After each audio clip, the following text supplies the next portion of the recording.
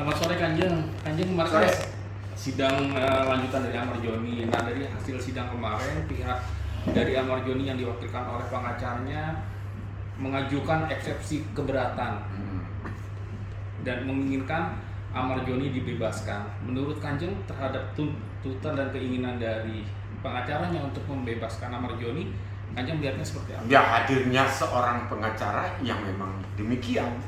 Kalau dia mengajukan eksepsi, pengacaranya Marzoni itu sah-sah saja.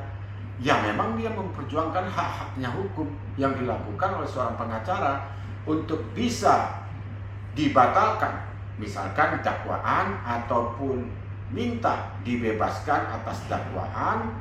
Nah, ini tinggal apa yang diinginkan oleh pengacaranya Marzoni di dalam eksepsi tersebut, atau bisa saja tuntutan jaksa dakwaannya tidak memenuhi apa yang disampaikan di pengadilan.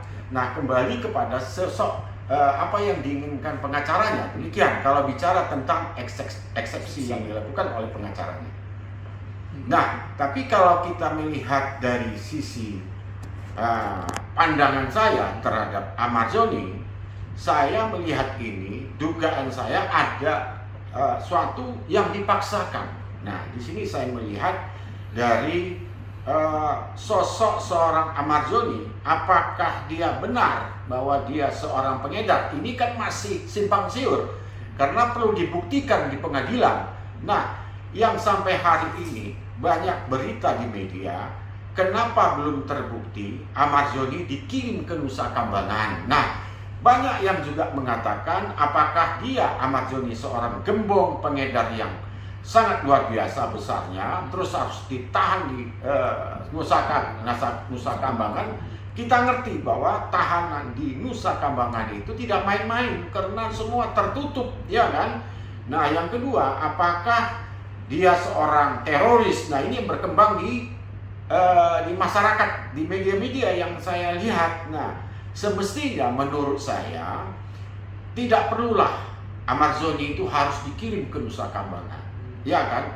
Apakah layak dia dikirim ke Nusa Kambangan? Ini kan menjadi pertimbangan, ya kan? Siapa yang mengirim Amar Joni ke Nusa Kambangan? JPU kah? Kementerian Kehakiman kah? Ini siapa yang mengirim ke sana?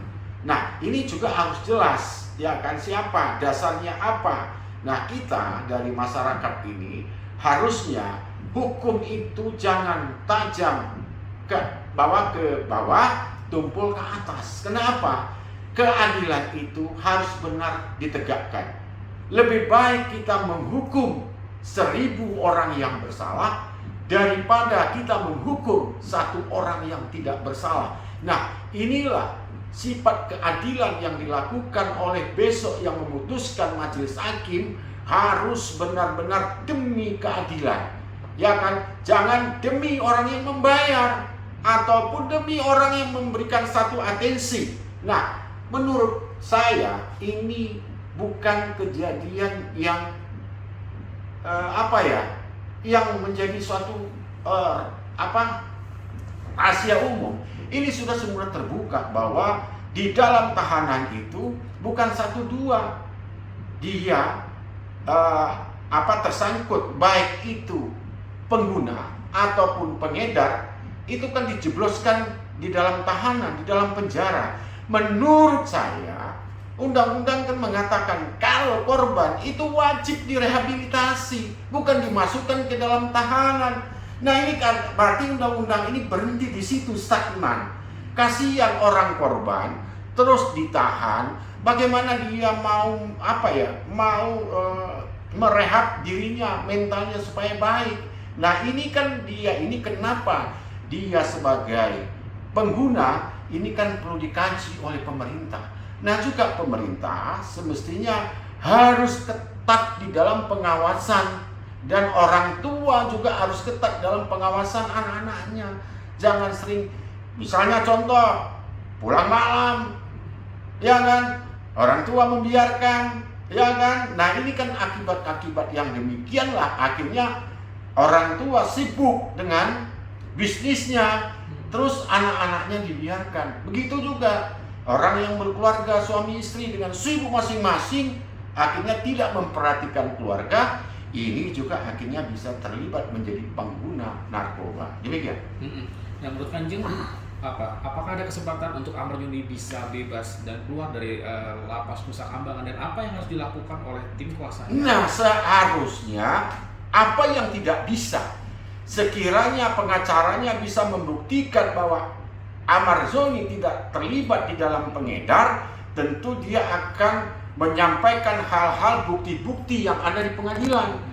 Begitu. Jadi artinya untuk kebebasan pasti ada, tetapi saat ini kita masih berpegang kepada praduga tidak bersalah terhadap Amar Joni. Kenapa? Belum ada satu putusan yang ingkras mengatakan Amar Joni itu bersalah. Jadi praduga tidak bersalah, dan saya minta kepada masyarakat bahwa Amar Joni belum dinyatakan bersalah. Jadi gunakan kata-kata praduga tidak bersalah, karena belum ada satu putusan yang mengatakan Amar Joni itu bersalah, pengguna ataupun pengedar, belum ada satu putusan. Jadi kita nanti, nah disinilah gunanya pengacara-pengacara Amar Joni benar-benar teliti, jeli dalam menganalisa perkara Amar Joni ini. Tapi saya selaku praktisi hukum kecewa dengan Amar Joni dikirim ke Nusa Kambangan. Kenapa? Tadi saya katakan dia belum terbukti bersalah. Kenapa harus dikirim ke Nusa Kambangan?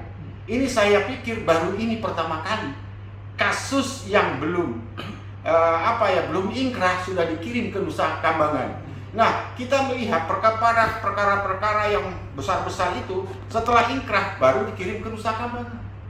Nah, inilah keadilan itu ada terhadap orang yang dinyatakan bersalah. Ini kan belum bersalah. Persoalannya di situ. Nah, kalian juga melihat tuduhan dari Polsek Cempaka Putih terhadap Amar Joni?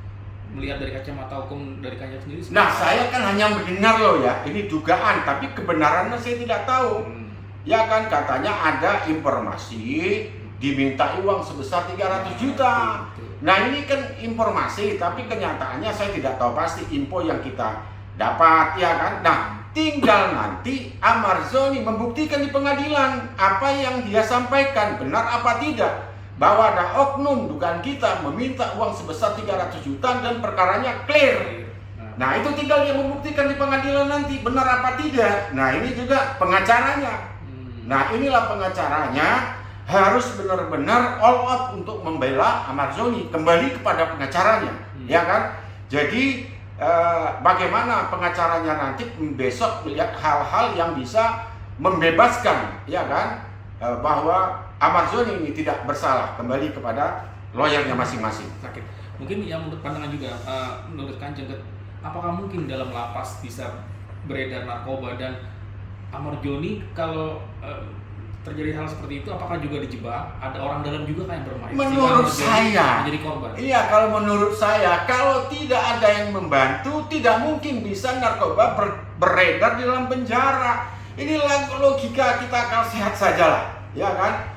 Pasti ada yang membantu. Ini bukan menjadi rahasia umum. Narkoba itu bisa beredar di dalam penjara. Berapa orang yang sudah banyak ditahan tetap berulang dan berulang. Ini kembali kepada Menteri Kehakiman dan Menko Hukum Prof. Yusril Iza Mahendra harus tegas dalam menyikapi ini. Nah, perkara tadi dijebak, bisa saja terjadi. Jebakan-jebakan ini semua bisa terjadi. Nah, disinilah nanti Amar Joni di pengadilan bongkar itu semua. Siapa sih yang sesungguhnya biang kerok ini? Kenapa? Amar Joni ada dua. Kalau tidak dia mati, saya yang mati, istilahnya seperti itu. Nah, sekarang Amar Joni harus berani berterus terang, ya kan, dalam perkara ini. Tidak perlu lagi ada yang ditutup-tutupi, ya kan. Nah, jadi apalagi kita melihat banyak dukungan-dukungan juga daripada masyarakat untuk melakukan upaya bahwa hukum ini benar-benar adil terhadap masyarakat Indonesia. Demikian.